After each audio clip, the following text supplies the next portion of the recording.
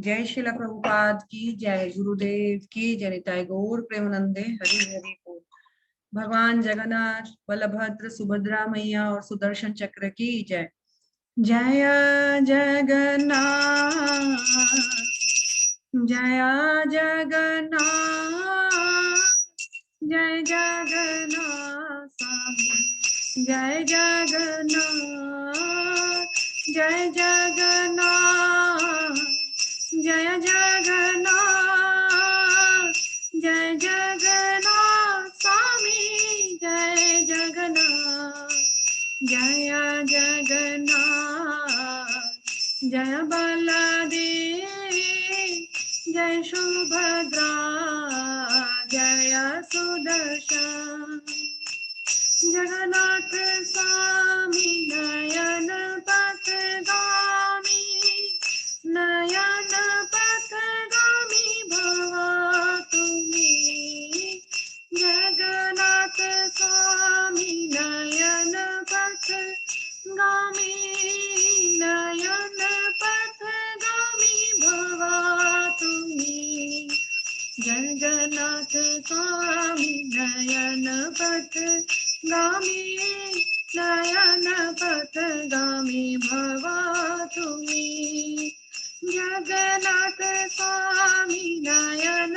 पथगामी, नयन पथगामी भवा तुम्ही, जय जगन्नाथ, जय जगन्नाथ, जय जगन्नाथ स्वामी, जय जगन्नाथ, जय बलदेवा, जय सुभद्रा, जय सुभद्रा, जय जय सुदर्शन, हरे कृष्णा कृष्णा कृष्णा कृष्णा हरे हरे, हरे Ram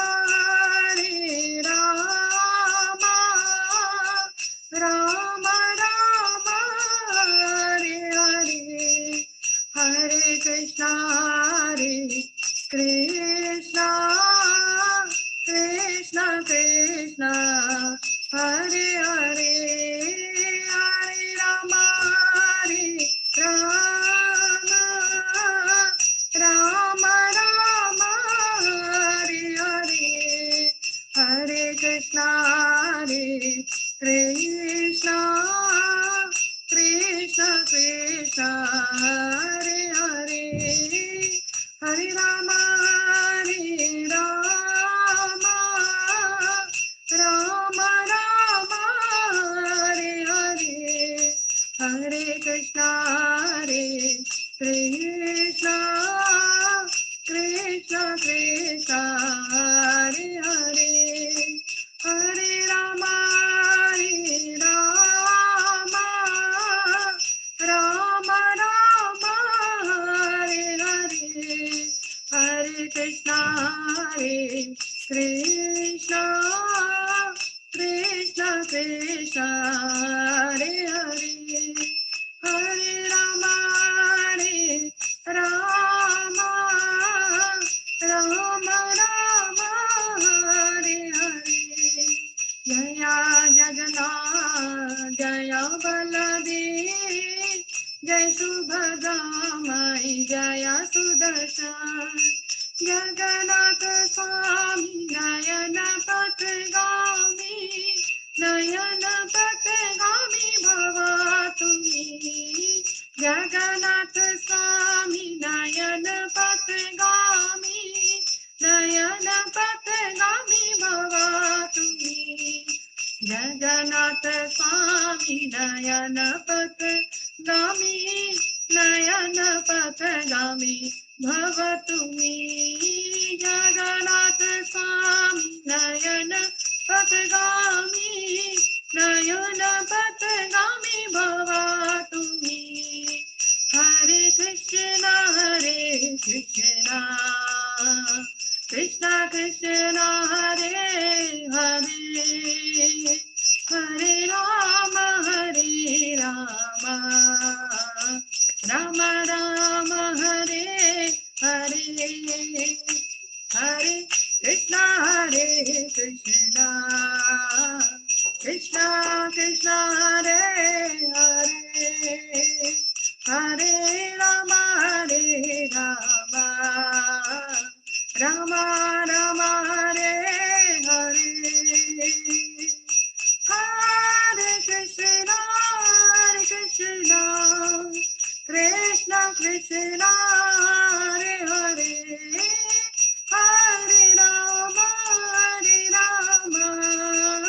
Rama Rama Hare Hare, Jaya Jagannatha Baladeva Subhadra Mai Jaya Sudarshana, Nitai Gaur Hari Bol, Hari Bol, Hari Bol, Hari Bol, Jaya Jaya Prabhupada, Prabhupada, Prabhupada, Prabhupada, Jaya Jai Gurudev, Gurudev, Gurudev, Gurudev. जय ओम विष्णुपाद परमहंस परिव्रजकाचार्य अष्टोत्तर शिष्यमदेसी भक्ति वेदांत स्वामी श्रील प्रभुपाद की जय।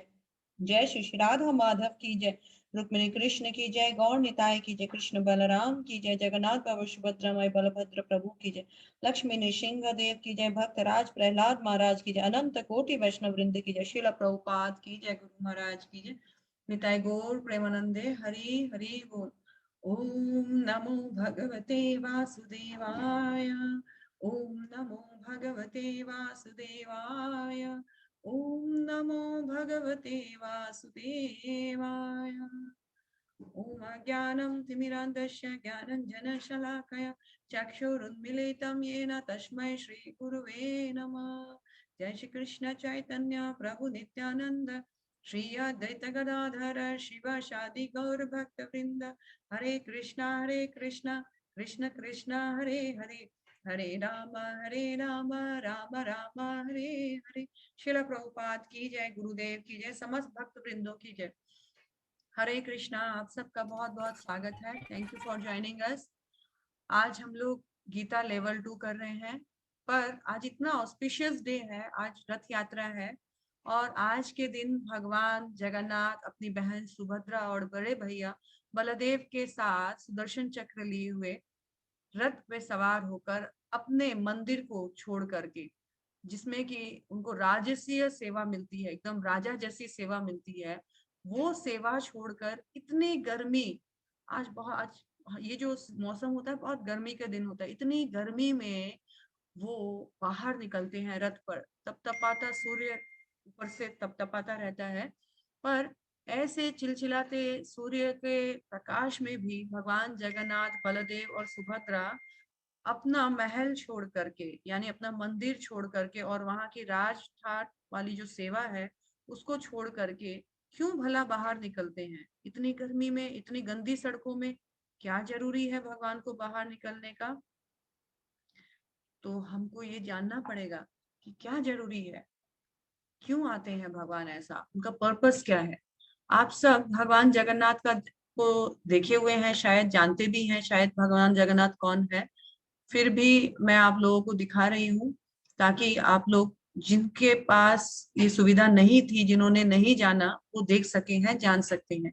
ये है भगवान जगन्नाथ, बीच में इनकी बहन सुभद्रा और ये है बलदेव।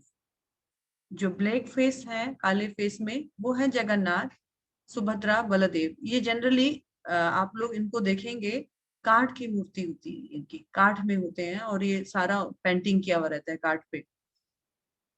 तो काठ मीन्स लकड़ी। और भगवान जगन्नाथ, सुभद्रा, बलदेव एक्चुअली वास्तव में तो उड़ीसा में जगन्नाथ पुरी, पुरी में, जहाँ भुवनेश्वर के पास पुरी है, वहां पर इनका बहुत बड़ा मंदिर है, भव्य मंदिर है, वहां वास करते हैं। और उस जो स्थान है उसको नीलाचल धाम भी कहा जाता है। उस स्थान को नीलाचल धाम, जगन्नाथपुरी धाम, इन नामों से जाना जाता है। अब हमको जानना है कि जगन्नाथ, इस जगन्नाथ का अर्थ क्या है। जगन्नाथ यानी जगत के नाथ, जगत के नाथ मतलब, जगत मतलब होता है पूरा ब्रह्मांड, पूरे ब्रह्मांड के नाथ, नाथ यानी स्वामी, स्वामी माने मालिक। हम देखते हैं कि भगवान जगन्नाथ सिर्फ इंडिया के या संपूर्ण भारत बोल के, भारत के नाथ नहीं है, ये क्या है, जगन्नाथ, पूरे संपूर्ण जगत के नाथ है, संपूर्ण विश्व में, संपूर्ण जगत, संपूर्ण ब्रह्मांड के ये स्वामी है। जगन्नाथ स्वामी नयन पथगामी भव तुमी, हे जगन्नाथ स्वामी, हे संपूर्ण जगत के मालिक नाथ, कृपया मेरी आंखों में मुझे वो शक्ति दें कि मैं सही मार्ग चुन सकूं।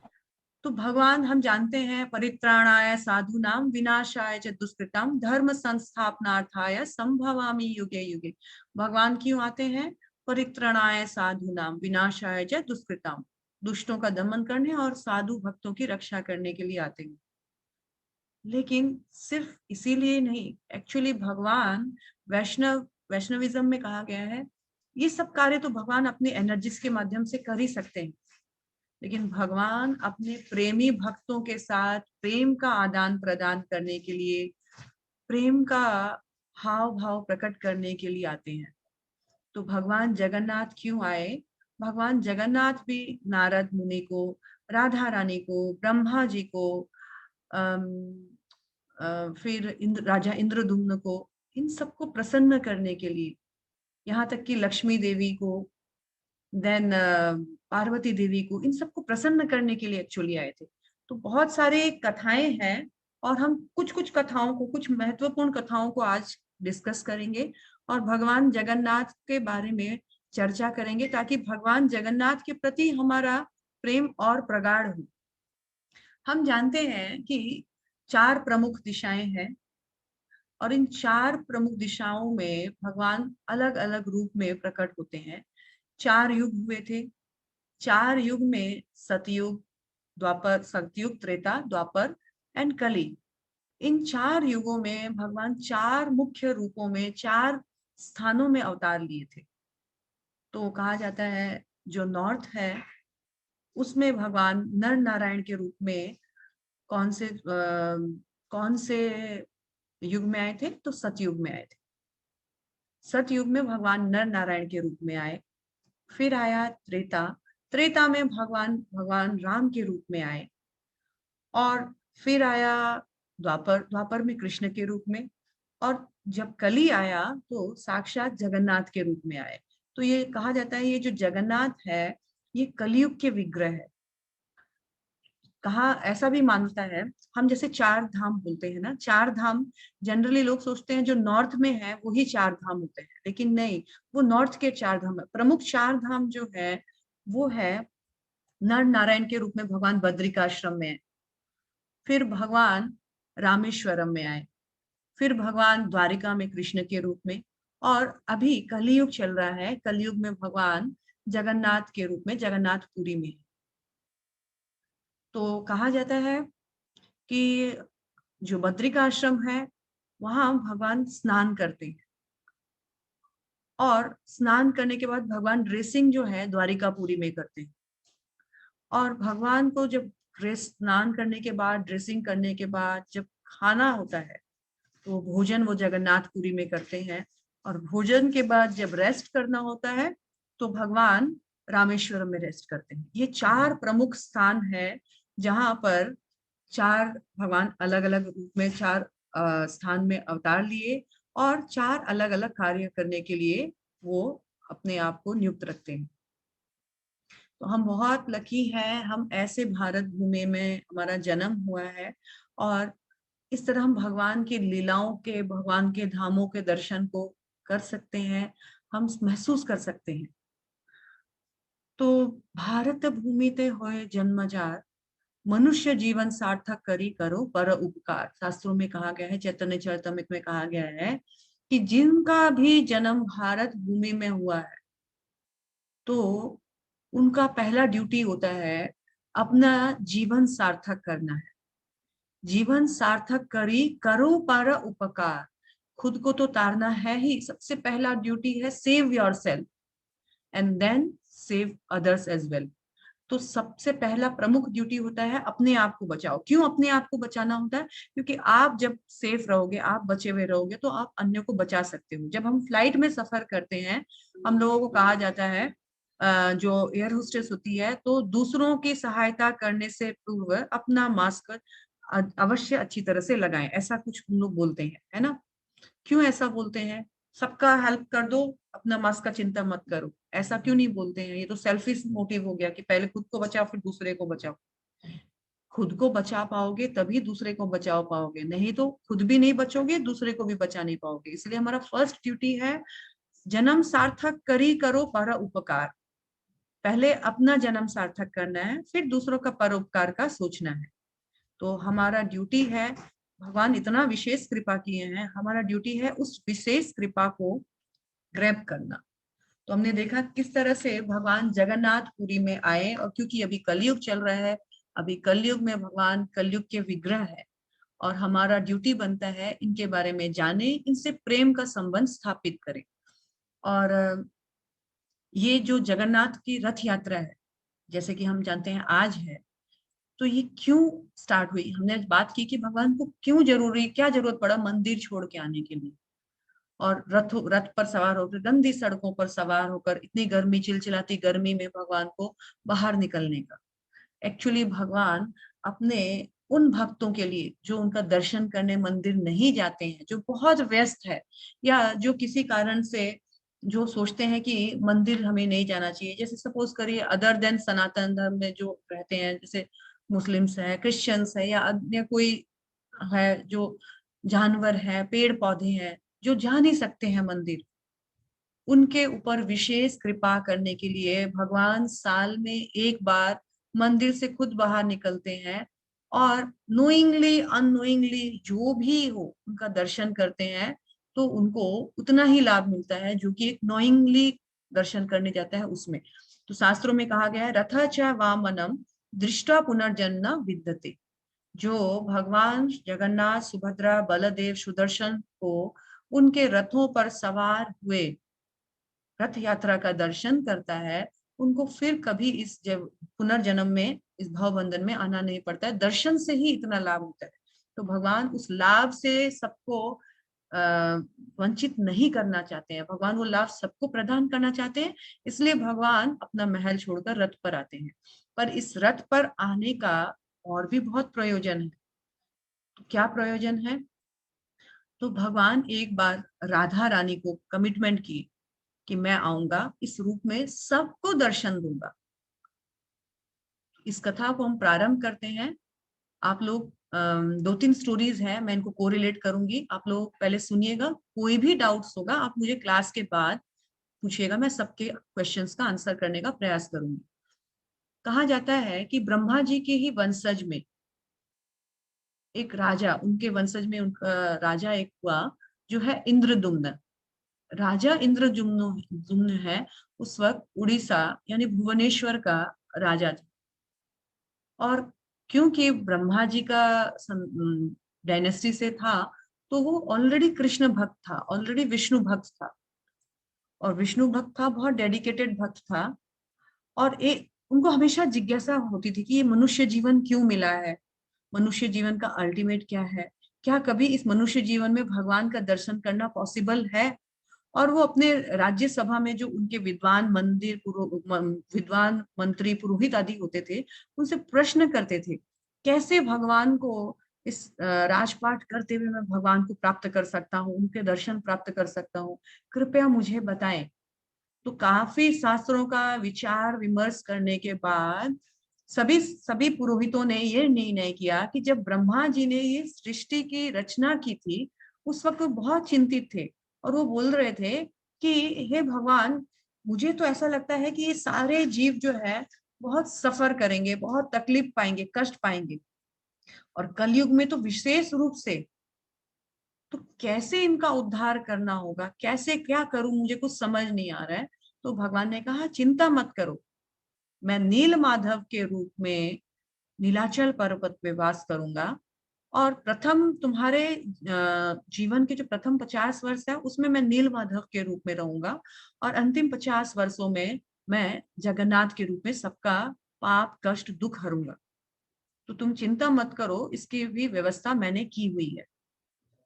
तो जब इन्होंने, इंद्रद्युम्न ने ऐसा पूछा, तो उन्होंने बोला अच्छा नील माधव है यहाँ पर, उनका दर्शन हम कर सकते हैं, तो क्यों ना दर्शन किया जाए। यात्रा का तैयारी किया, प्रबंध किया, और सब नील माधव के दर्शन के लिए निकले। पर मार्ग में ही इतना आंधी तूफान आया कि उनको आंधी तूफान में आकाशवाणी हुई कि हे राजन, तुम मेरा दर्शन करने आए हो, लेकिन मैं तो यहाँ से लुप्त हो गया हूँ और तुम मेरा दर्शन नीलमाधव के रूप में नहीं कर पाओगे। तुम रुको, मैं जगन्नाथ के रूप में आऊंगा, तुमको दर्शन करूंगा, तब तक तुम वेट करो। राजा बहुत दुखी हुआ, इंद्रद्युम्न बहुत दुखी हुआ, महल को लौट कर आया और प्रयास करने लगा कि कैसे भगवान जगन्नाथ आए, क्या करूं मैं। बहुत उनको कुतूहल हो गया मन में, और इस कुतूहल वर्ष वो रोज सोचते कि कब आए भगवान, कब आए। और भगवान ने एक दिन उसके स्वप्न में दर्शन दिया और कहा कि मैं, जो समुद्र है पुरी में, जगन्नाथपुरी में जो समुद्र है उसके बारे में बताया, मैं उस समुद्र में 3 काठ की लकड़ियां तैरती हुई नजर आएगी आपको। हे राजन, इस समुद्र में मैं 3, एक्चुअली नॉट 3, 4 होना चाहिए, 4 है, 4 काठ की लकड़ियों के रूप में मैं आऊंगा। और तुम्हें करना क्या है, तो तुम्हें सिर्फ उन लकड़ियों को सेफली उठा लेना है, बहुत सेफली उठा करके अपने महल में ले आना है। और मैं ही एक बूढ़ा बढ़ई भेजूंगा जो कि इन लकड़ियों को तरासेगा। इन लकड़ियों को तरासने के बाद इससे मेरी विग्रह, श्री विग्रह का प्रकट्य होगा, और श्री विग्रह के प्रकट्य होने के बाद तुम लोग मुझे उस रूप में दर्शन कर सकते हो जिस रूप में तुम मुझे ढूंढ रहे थे। तो कुछ समय के बाद वैसे ही उनके राज्य में जो समुद्र था, 3 लकड़ियां ऐसे तैरती हुई नजर आई। और उसके साथ साथ उन्होंने सारी उन जो काठ का जो लॉग्स है उनको उठाया और अपने महल में लाए। और महल में लाए और अचानक से एक बूढ़ा बढ़ई भी आ गया। और बूढ़ा बढ़ई बोला कि मैं इनको तराशने आया हूँ, इनको नकाशने आया हूँ, पर मेरी 2 शर्तें हैं, तुमको वो 2 शर्तें मंजूर है तब तो मैं ये काम करूंगा। तो बोला कि अच्छा ठीक है, बताइए क्या शर्त है। कि मुझे 21 दिन लगेंगे इनको नकाशने में, इनको तराशने में, और दूसरा शर्त यह है कि तुम मेरा दरवाजा बाहर से बंद करोगे। मुझे 21 दिन तक नो डिस्टरबेंस, कोई मेरे रूम में आना नहीं चाहिए, कोई डिस्टरबेंस होना नहीं चाहिए, तुम इसका व्यवस्था करो। मुझे कुछ नहीं चाहिए, खाना पीना कुछ ही नहीं चाहिए, बस तुम मुझे प्राइवेसी देना। ओके ठीक है, आप कीजिए अपना काम। और उनको उस कमरे में लॉक कर दिया गया। और कुछ 2 4 5 6 दिन ऐसे, जैसे काठ का काम करने का आवाज आता है, खट खट ठक ठक खट खट ठक ठक, तो राजा और रानी बहुत प्रसन्न हुए कि अरे, भगवान की व्यवस्था के अनुसार, स्वप्न के अनुसार सब कुछ हो जा रहा है, सब बढ़िया सुव्यवस्थित है, तो हम बहुत प्रसन्न है। और ऐसे 5 7 10 दिन आवाज हुई, लेकिन एक दिन आवाज आनी बंद हो गई। 2 दिन हो गए, 3 दिन हो गए, आवाज नहीं आ रही है। अब राजा और रानी बहुत चिंतित है, क्योंकि एक तो वो बूढ़ा था बड़ई, और दूसरा है कि ना जाने वो किस स्थिति में है, वो जिंदा है मर गया।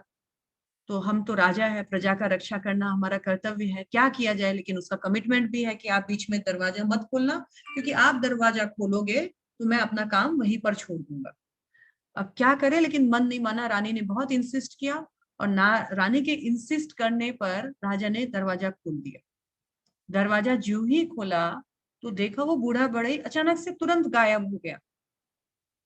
और गायब हो गया, और वो वहां पर 4 मूर्तियां जो है इनकम्प्लीट फॉर्म में है। 4 मूर्तियां बिल्कुल इनकम्प्लीट फॉर्म में है, मैं आपको फॉर्म भी दिखा सकती हूँ।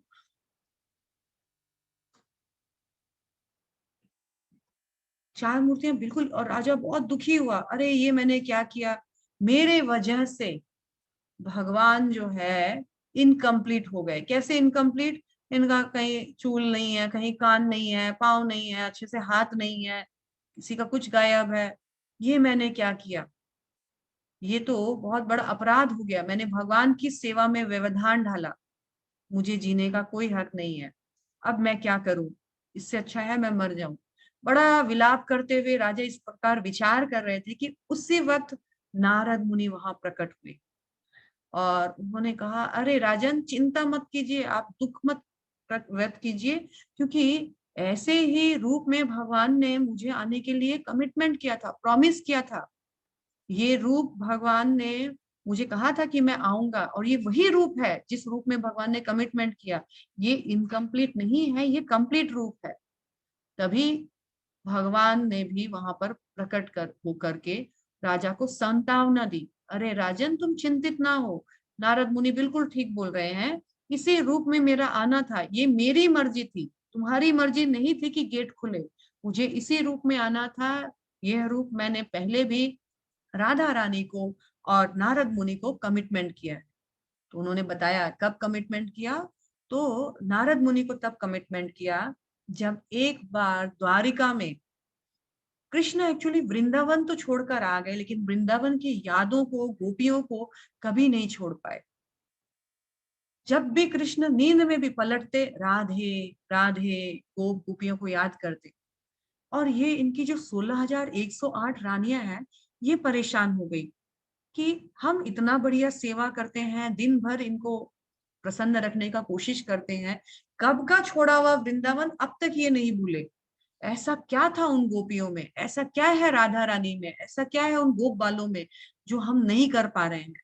कौन बताएगा? तो जिन्होंने इनको पूरा दिन साथ देखा हो वही बता पाएगा।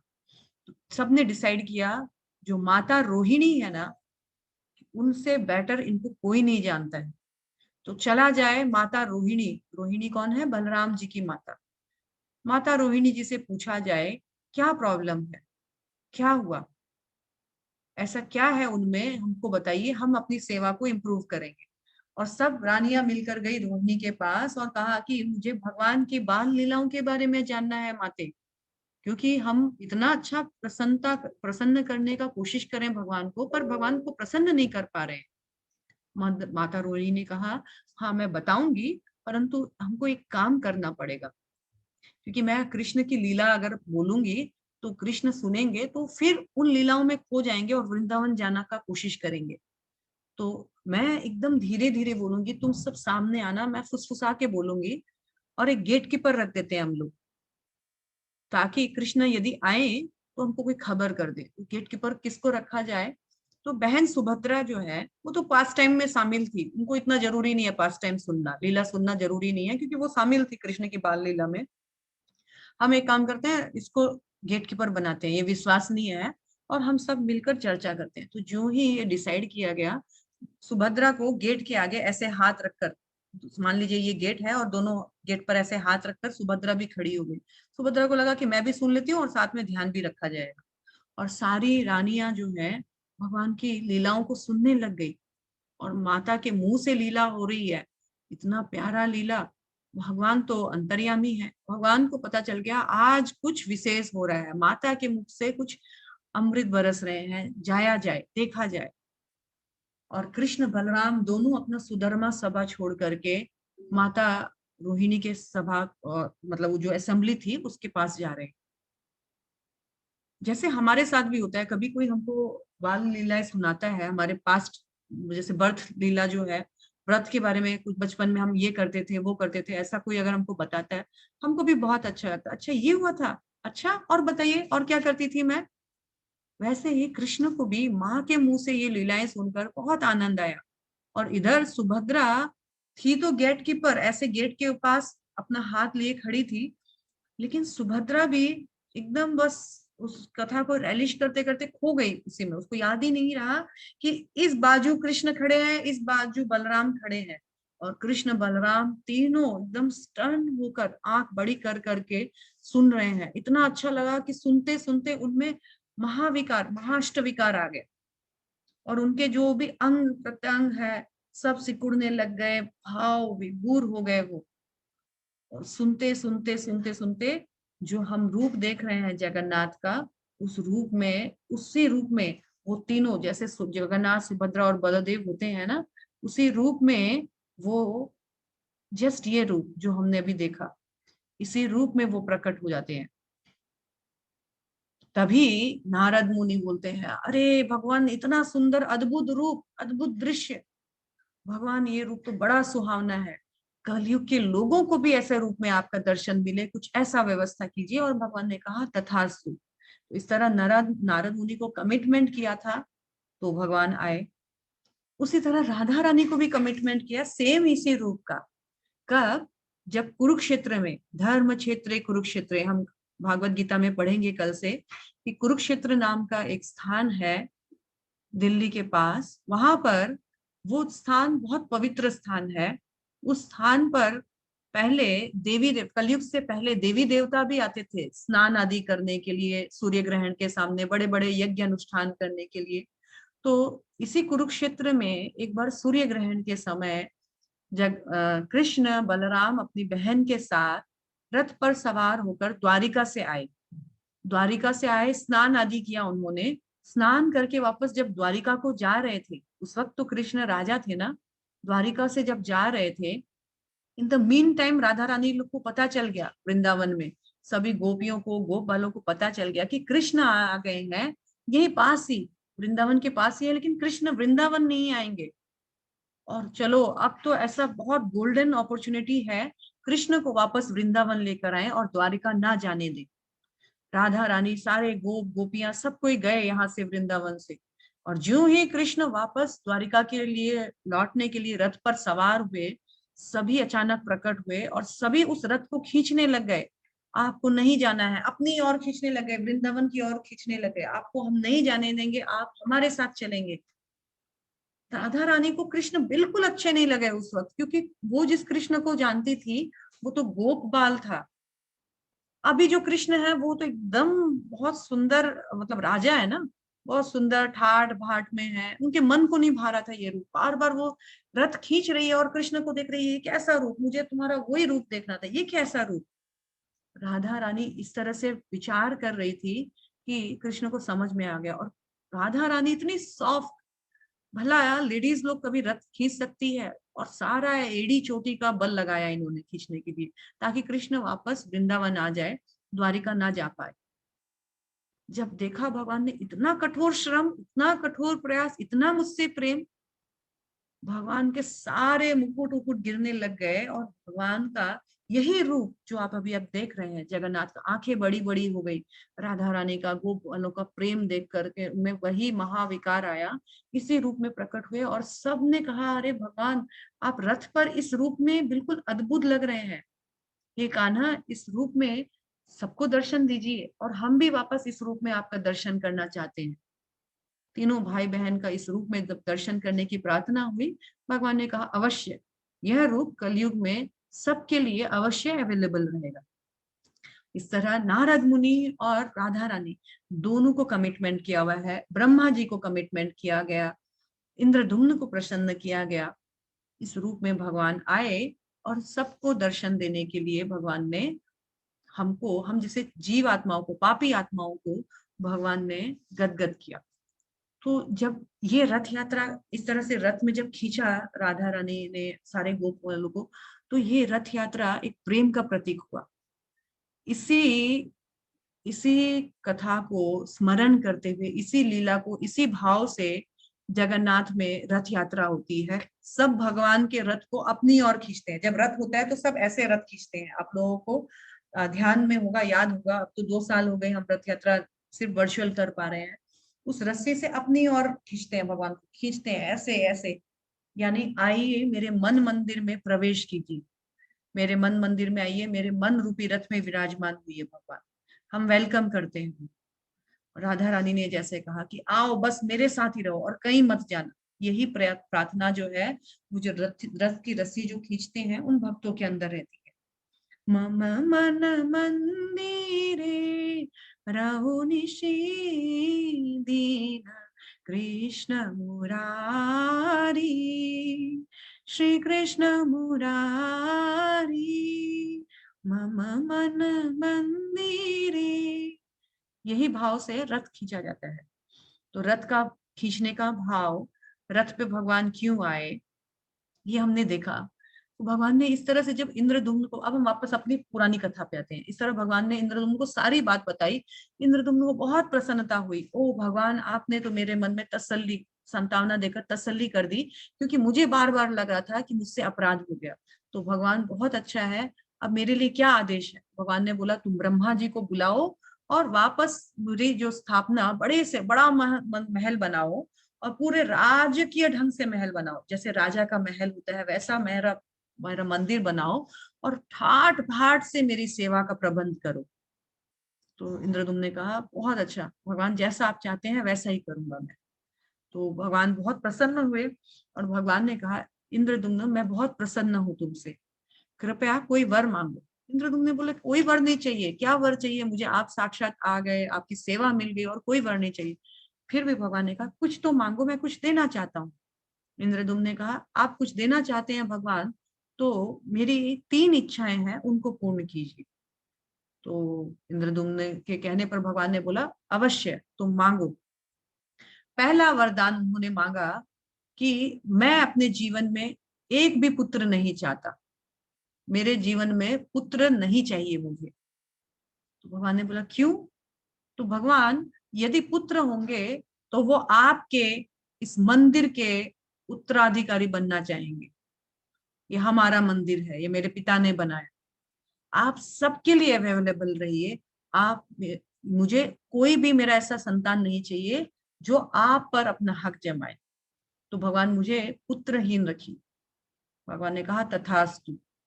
यहाँ माता जो है, मतलब माता मतलब जो राजा इंद्रदुम्न की जो पत्नी है, वो उनका नाम है गुंडीचा।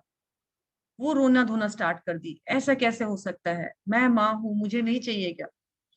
वो रो रही थी। उसी वक्त उन्होंने, राजा ने पूछा, बोला रुको, अभी मेरा दूसरा वरदान है भगवान कि आप सिर्फ खाते रहिए, आपका हाथ कभी नहीं सूखना चाहिए, आपने हाथ धोया फिर खाना पड़ेगा आपको, मतलब निरंतर खाते रहिए, आपको फूडी बनना पड़ेगा निरंतर। भगवान जगन्नाथ में सिर्फ खाते रहते हैं, अभी भोग लगा फिर भोग, फिर भोग आया फिर भोग, कंटिन्यूअस खाना पीना चलते रहता है। तो उन्होंने कहा तथास्तु। थर्ड वरदान, तो थर्ड वरदान ये है आप कभी नहीं सोएंगे, आप हमेशा जगे रहेंगे। जगन्नाथपुरी एक ऐसा मंदिर है जहां भगवान का पट बंद नहीं होता रात को, सिर्फ 3 घंटे के लिए बंद होता है। आई थिंक 1 से 3 बजे तक, कुछ ऐसा, 1 से ढाई 3 बजे तक बंद रहता है। वो भी बंद किस लिए रहता है, वो भी कंप्लीटली बंद नहीं रहता है, सिर्फ 1 से 3 तक हम बद्ध जीवों के लिए, संसारी लोगों के लिए बंद रहता है, लेकिन फिर भी वहां पर सारा एक्टिविटीज चलता है। तो कैसे? तो जब ऐसा वरदान मांगा कि आप कभी नहीं सोए, आप पतित लोगों के दर्शन के लिए ऑलवेज 24/7 अवेलेबल रहे। उसी वक्त वहां पर देवता प्रकट हो गए और उन्होंने कहा हमारी एक याचना है प्रभु, हमें भी आप 2-3 घंटे का समय दें, हम भी आपका दर्शन करने रोज आना चाहते हैं। भगवान ने कहा तथास्तु।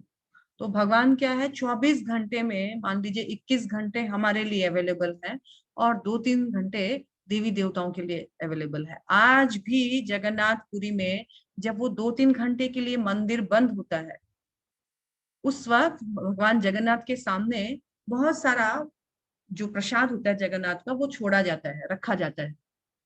वहां ये मान्यता है कि भगवान से मिलने के लिए सभी 33 कोटि देवी देवता मिलने आते हैं, दर्शन करने आते हैं, मीटिंग करने आते हैं।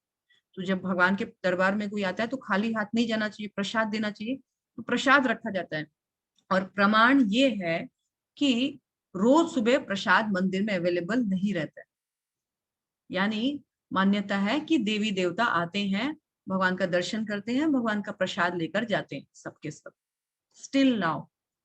और जगन्नाथ मंदिर में और भी बहुत सारे अद्भुत रहस्यमय घटना होती है।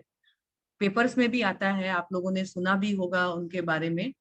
पर अभी आज हम लोग ऐसा कुछ नहीं डिस्कस करेंगे, आज ये प्रमुख बातें ही हम डिस्कस करेंगे। तो हम बात कर रहे थे कि फिर 3 घंटा देवी देवताओं के लिए अवेलेबल है। भगवान कभी पलक नहीं झपकते, उनकी पलकें ही नहीं है। आप लोगों ने गौर किया होगा कि जगन्नाथ के आंखें बड़ी बड़ी हैं और जगन्नाथ कभी पलकें नहीं झपकते हैं। मैं आपको दिखाती हूँ, आप लोगों ने अगर गौर नहीं किया है आप लोग फिर देखिए एक बार।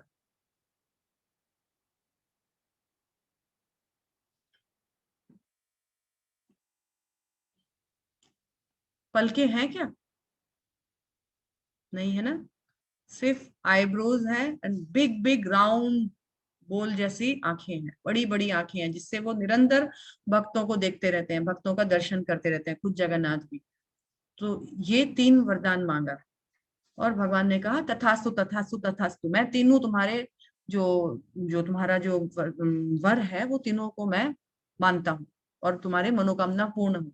लेकिन गुंडीचा रानी वो बहुत दुखी है और रो रही है और विलाप कर रही है, और भगवान मंद मंद मुस्कुरा रहे हैं। भगवान बोले चिंता मत करो, आज से तुम मेरी मासी हो, मासी माने माँ जैसी, और मैं आपसे कमिटमेंट करता हूँ कि मैं साल में एक बार, आज की ही दिन, आज की तिथि की बात कर रहे हैं भगवान, साल में एक बार मैं आपके घर में आऊंगा, अपना महल जैसा मंदिर छोड़कर मैं रथ पर सवार होकर अपने बड़े भैया अपनी बहन के साथ आपके घर आऊंगा, यानी गुंडीचा में आऊंगा। गुंडीचा जो है वो गुंडीचा धाम हो गया है, मासी बाड़ी बोलते हैं भगवान उसको, मासी बाड़ी आऊंगा, और यहाँ पर मैं लगातार 9 दिन आप जैसी सेवा दोगे वैसी सेवा ग्रहण करूंगा। कोई जो खिलाओ जो पिलाओ जितना खिलाओ मैं सब एक्सेप्ट करूंगा। मैं आपको मातृत्व का सुख दूंगा, और आप ये मत सोचना आप पुत्र सुख से वंचित रहोगे, मैं आपका पुत्र बनूंगा, और हर साल 9 दिन आपके पास आकर के मैं आपकी सेवा, आपके जो भी प्रेम है भेंट को स्वीकार करूंगा। तो इस तरह गुंडीचा को भी उन्होंने प्रसन्न किया, उनको माँ का दर्जा दिया, और उनसे मिलने के लिए जब भगवान आते हैं तो रास्ते में सबको दर्शन देते हैं, पापी तापी जितने भी हैं, जाने अनजाने में उनको देखते हैं, जो जो कुत्ते बिल्ली, जो हम लोग पेड़ पौधे, सब के सब चींटी कीटी मकोड़े जो भी उस मंदिर में जो प्रवेश नहीं कर सकते हैं, सबको बिना प्रवेश किए बिना भगवान बोलते हैं तुम नहीं आ सकते, तुम नहीं आते तो मैं आ गया, और भगवान आते हैं सबको दर्शन देते हैं। 9 दिनों तक कंटिन्यूअस उनकी सेवा लेते हैं। फिर 9वें दिन भगवान वापस उल्टा रथ होता है, उल्टा रथ यानी भगवान अपने पहले मंदिर से मासी बाड़ी आते हैं, अब मासी बाड़ी से वापस मंदिर जाते हैं। तो एक रथ आज निकला है, अब एक रथ होगा उल्टा रथ जो कि 9वें दिन होगा। उस रथ में फिर से भगवान वैसे ही सवार होते हैं, वैसे ही खूब धूम धड़के से रथ यात्रा होती है, और फिर भगवान अपने महल में आते हैं, फिर एक साल बाद निकलते हैं। तो इस तरह भगवान कितने भक्तों का, कितने परित्राणाय साधु नाम विनाशाय च दुष्कृताम के अलावा कितने भक्तों के मन की इच्छा, कितने भक्तों के साथ लीलाओं का आदान प्रदान करते हैं, और इस तरह सबको भगवान प्रसन्न करते हैं। बद्ध जीवों को एक मौका देते हैं कि तुम मेरी इस लीला से नहीं तो इस लीला से, किसी एक लीला से तो तुम मेरे साथ जुड़ो, जुड़ोगे तो मुझसे प्रेम होगा, और मुझसे प्रेम होगा तो तुम भवबंधन से आराम से छूट सकोगे। इसमें एक कथा भी है, और एक कथा है। ये तो है कि किस तरह हमने देखा, किस तरह भगवान प्रकट हुए, भगवान का प्रकट होने का पर्पस क्या था, और भगवान प्रकट होकर करते क्या है। लेकिन इसमें एक और कथा है, हम जो भगवान का प्रसाद खाते हैं ना, ये प्रसाद पहले इतना इजीली अवेलेबल नहीं था।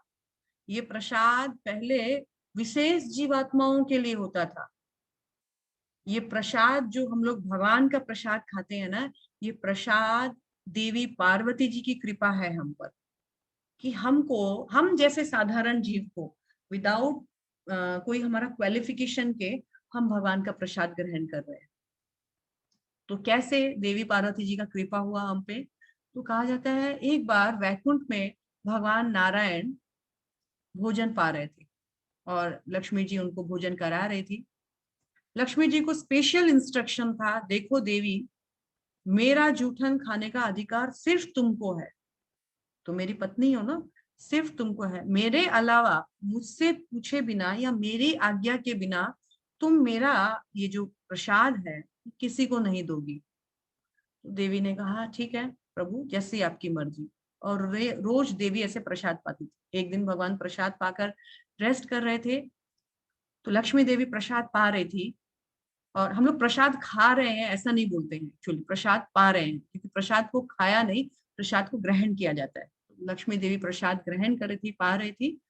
उसी वक्त उनसे मिलने के लिए नारद मुनि आ गए। नारद मुनि कभी भी कहीं भी कैसे भी किसी स्थान में पहुंच सकते हैं, उनको वरदान प्राप्त है।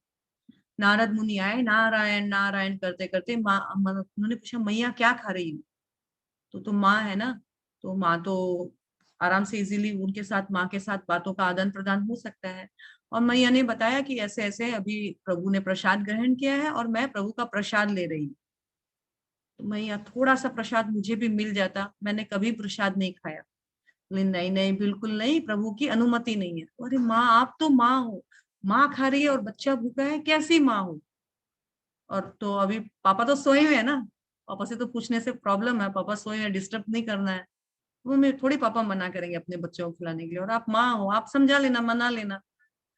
बोला अच्छा ठीक है, तुम इतना ही बोल रहे हो तो मैं तुमको जरा सा दूंगी, लेकिन तुम इसको खुद खाओ, किसी को देना मत और किसी को बोलना भी मत। अच्छा ठीक है। नारद मुनि को दिया, नारद मुनि खाए, और नारद मुनि इतना ज्यादा भाव विभोर हो गए, इतना आनंद मग्न हो गए, सब जगह नारायण नारायण करते करते झूमते कूदते गए, और सबसे पहले अपने भाई के पास गए, कैलाश में शिव जी के पास। और शिव जी को बोला आज मेरी प्रसन्नता का ठीक ठिकाना नहीं है, मैं बहुत प्रसन्न हूँ भैया, बड़े भैया बहुत प्रसन्न हूँ। अरे क्या बात है नारद, तुम क्यों प्रसन्न हो, मुझे भी बताओ क्या राज है तुम्हारा? तो आज मुझे भगवान का महाप्रसाद खाने को मिला, मैं तो गदगद हो गया। तुम प्रसाद खा के आए, मुझे तुमने याद तक नहीं किया? बोले क्या करता है, ऐसे ऐसे पूरा बात बताया। भैया मैं तो जबरदस्ती पाया हूँ प्रसाद, क्योंकि भगवान का प्रसाद खाते ही भगवान हाव भाव चेंज हो जाएंगे भक्तों का। तो ये कैसे है? बोला मुझे भी थोड़ा सा दो। बोला है ही नहीं, मैं तो सारा खा गया। बोला देखो कहीं हाथ में थोड़ा भी लगा है तो मुझे दे दो, चटवा दो। तो देखा तो जरा सा कहीं ऐसे बीच में फंसा हुआ था, जरा सा किन्ना सा, और वो निकाले और शिव जी खाए, और शिव जी भाव विभोर तांडव करने लगे, पगले पगला जैसे हो गए, वो पगला गए। और शिव जी का ये रूप देखकर उमा पार्वती देवी प्रसन्न वो हो गई, चिंतित हो गई, ये क्या हो गया? ऐसा तो था नहीं, अभी तो 5 मिनट पहले भला चंगा छोड़ा था मैंने, ये नारद मुनि क्या कर दिया आपने? तो नारद मुनि ने बोला कि मैंने तो कुछ नहीं किया, आप अपने स्वामी से ही पूछ लो। और स्वामी बोले आज तो उमा मैं बहुत गदगद हो गया, क्योंकि आज मुझे हरि प्रसाद मिला है। हरि प्रसाद इतना दुर्लभ होता है कि सबके लिए अवेलेबल नहीं है, पर आज सुलभ हो गया मेरे लिए। देवी को बहुत क्रोध आया। उमा बोली कि मैं आपकी अर्धांगिनी हूँ, मुझे दिया बिना आपने ये प्रसाद ग्रहण किया, आपको तनिक भी ऐसे नहीं आया कि इनको भी दे दिया जाए थोड़ा सा प्रसाद? ये क्या किया भगवान आपने? मुझे आपने इस सुख से वंचित रखा, मैं अर्धांगिनी हूँ, अपनी अर्धांगिनी को नहीं देकर आप कैसे खा रहे हो? तो ये आपने स्वामी ठीक नहीं किया। और उमा बहुत गुस्सा, रोना धोना मचा ली। अब भला घर में ऐसा तांडव मचे तो कौन पति सुखी हो? तो बड़ा शिव जी बड़ा प्रार्थना करने लगे कि भगवान अब क्या करूं मैं, ये तो गलती हो गई मुझसे, अब तो है नहीं प्रसाद, बिल्कुल भी नहीं है। तो शिव जी की प्रार्थना पर साक्षात भगवान वहां प्रकट हुए, और भगवान ने कहा देवी उमा आप चिंतित ना हो, आपको जिस सुख से वंचित किया गया है, मैं आपसे कमिटमेंट करता हूँ कि जगन्नाथपुरी में आप बिमला देवी के नाम से जानी जाओगी, और मैं जितनी बार प्रसाद खाऊंगा पहले मेरा प्रसाद आपके पास आएगा, सबसे पहले आप ग्रहण करोगी, आप ग्रहण करने के बाद जन सामान्य लोगों में वो वितरण। तो जगन्नाथपुरी में भगवान के लिए प्रसाद बनता है। भगवान के लिए प्रसाद बनने का विधि भी बहुत अलग है वहां पर। वहां पर एक चूल्हा होता है, मट्टी का चूल्हा। आज भी आप लोग जाएंगे ना, जगन्नाथ का किचन बहुत स्पेशल है। एक मट्टी का किचन चूल्हा होता है, और उसमें मट्टी के बर्तन में आज भी खाना बनता है। और एक के ऊपर एक के ऊपर एक ऐसे लेयर लेयर लेयर, पूरा 7 लेयर खाना बनता है। मतलब हांडी के ऊपर हांडी, हांडी के ऊपर हांडी, एक जगह नीचे आग लगाई जाती है, और एक के ऊपर हांडी, फिर उसके ऊपर और हांडी, और ऊपर से नीचे तक सारी पकती है। और कहा जाता है सबसे पहले ऊपर वाली पकती है, फिर नीचे वाली पकती है।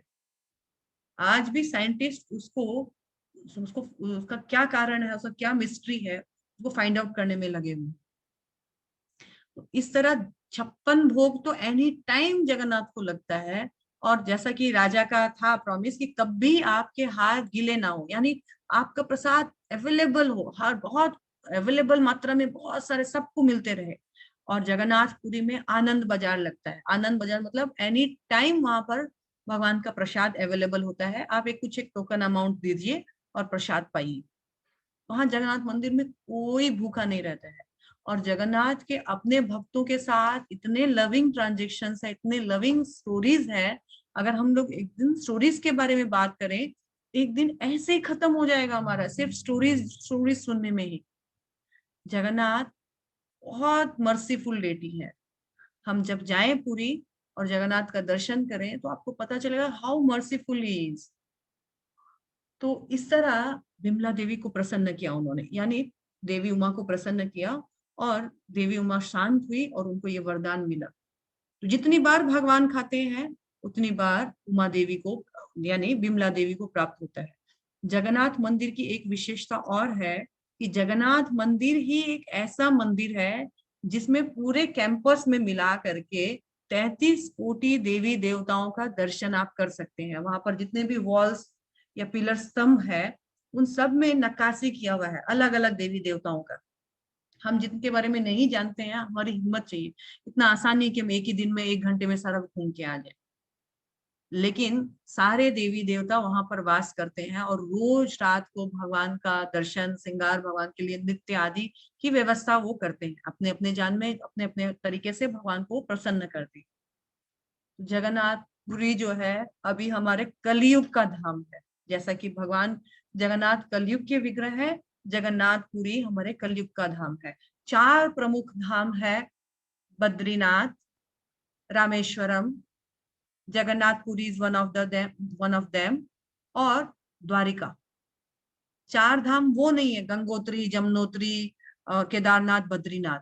वो है वो वो उत्तर दिशा के, आई थिंक मुझे नॉर्थ और ईस्ट में हमेशा प्रॉब्लम होता है, नॉर्थ में, वो नॉर्थ दिशा के 4 धाम है। जो नॉर्थ के लोग होते हैं ना तो वो ज्यादा इधर उधर नहीं जा सकते हैं, तो वो उन 4 का दर्शन करके ही 4 धाम का यात्रा हो गया बोल के समझते हैं।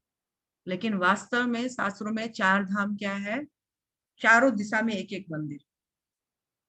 पहले है बद्रिका, देन आप यहाँ पर इस तरफ से जाइए चाहे इस तरफ जाएं, द्वारिका, देन जगन्नाथपुरी, रामेश्वरम। ये 4 प्रमुख धाम होते हैं जिनमें भगवान 4 प्रमुख लीलाएं करते हैं। उत्तराखंड या उत्तराखंड, तो उत्तराखंड में जो जो 4 धाम है तो लोग नॉर्थ के लोग सोचते हैं वही है, उत्तराखंड के ही है, पर नहीं, ऐसा नहीं है। वो उनकी विशेष उनकी भी दिव्यता है, बहुत दिव्यता है, पर वो कई लोग अबोध लोग होते हैं तो सोचते हैं यही 4 धाम है, इनका दर्शन करने से सब हो जाएगा। ऐसा नहीं है। क्लियर कर दूं मैं, 4 धाम यही है, बद्रिकाश्रम, द्वारिकाधीश और जगन्नाथपुरी, इधर नीचे साउथ की ओर रामेश्वरम जी।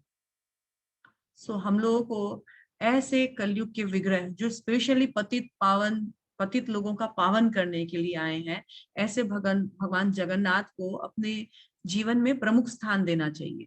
पहले ये रथ यात्रा सिर्फ जगन्नाथपुरी तक ही सीमित थी, सिर्फ जगन्नाथपुरी में ही ये रथ यात्रा होती थी। और एकदम आज भी अगर कोई पुरी का रथ यात्रा, जब सब कुछ ठीक हो जाए तो पुरी की रथ यात्रा करना इतना पॉसिबल नहीं है, बहुत भीड़ भीड़का होता है, स्टैम्पर्स तो होते ही रहते हैं और इतना आसान नहीं है। लेकिन श्रील प्रभुपाद हमारे इस्कॉन के संस्थापकाचार्य ने इस चीज को बहुत सुलभ कर दिया। आज जगन्नाथपुरी सिर्फ उड़ीसा जगन्नाथपुरी में नहीं, पूरे विश्व में, छोटे छोटे गांवों में, छोटे छोटे शहरों में, पूरे विश्व में, अमेरिका जैसे जगह में भी जगन्नाथ रथ यात्रा होती है। इस्कॉन में ये फैसिलिटी सब जगह है और हमारे गुवाहाटी में भी होती थी, पर 2 वर्ष से अभी नहीं हो रहा है क्योंकि आप लोग जानते हैं पेंडेमिक चल रहा है, तो अभी भीड़ भीड़का होना पॉसिबल नहीं है। लेकिन वर्चुअली सभी जगह दर्शन होता है, वर्चुअली पुरी का भी दर्शन कर सकते हैं। और इस रथ यात्रा का बहुत विशेष महत्व है। सिर्फ कोई रथ में भगवान को दर्शन कर ले उसका नहीं अपार, उस रस्सी को कोई खींचे तो बोलते हैं हमारे असंख्य पापों का वहीं पर वो डिस्ट्रॉय हो जाता है वहीं पर, जैसे आग लग गई है संख्य पापों को, उस रस्सी को टच करने से, खींचने मात्र से। रथ पर भगवान को प्रसाद खिलाने और भगवान का प्रसाद खाने का भी बहुत महत्व है। जितनी देर रथ चलता है उतनी देर भगवान कुछ कुछ खाते रहते हैं, और उनके भक्तों को भी वो भूखा नहीं रखते हैं। भक्त भी खाए, भगवान भी खाए, सब कुछ वैसा ही चलते रहता है। जगन्नाथपुरी में जो समुद्र है, वो समुद्र शांत समुद्र है। शांत समुद्र यानी क्या है? लक्ष्मी देवी जो है उनके पिता है, और वो समुद्र जो है उनके ससुर कहते हैं। कहा जाता है कि वो जो समुद्र है उनके ससुर है, लक्ष्मी के पिता है। आपको मालूम है लक्ष्मी का बर्थ कहाँ हुआ था? कोई आइडिया? समुद्र मंथन के समय ना, समुद्र उनके पिता है लक्ष्मी देवी के। और समुद्र मंथन के समय लक्ष्मी जी प्रकट हुई थी। जब जब समुद्र मंथन चल रहा था दानव और देवताओं के बीच में, उसी वक्त लक्ष्मी जी भी प्रकट हुई थी। बहुत सारी चीजें प्रकट हुई थी, उसी में लक्ष्मी जी आई थी। तो जगन्नाथ बोलते थे तुम्हारे पिता बहुत शोर करते हैं रात को, मुझे सोने नहीं देते हैं, तुम्हारे पिता को बोल के आओ कि शांत हो जाए। और उस वक्त से जगन्नाथपुरी में जो समुद्र है वो शांत समुद्र है, वो आवाज नहीं करता है। बाकी समुद्र शांत नहीं होता, समुद्र में बहुत आवाज होती है, पर मंदिर कैंपस के पास आवाज नहीं होता है। बहुत लीलाएं हैं, जितना डिस्कस करेंगे और सुनने को रुचिकर लगेगा, परंतु समय का पाबंदी है। और क्योंकि आज हमारा डे फर्स्ट था, हमने आज सिर्फ जगन्नाथ लीला के लिए आज का दिन रखा। अब आप लोगों से अनुरोध है कि आपका यदि कोई प्रश्न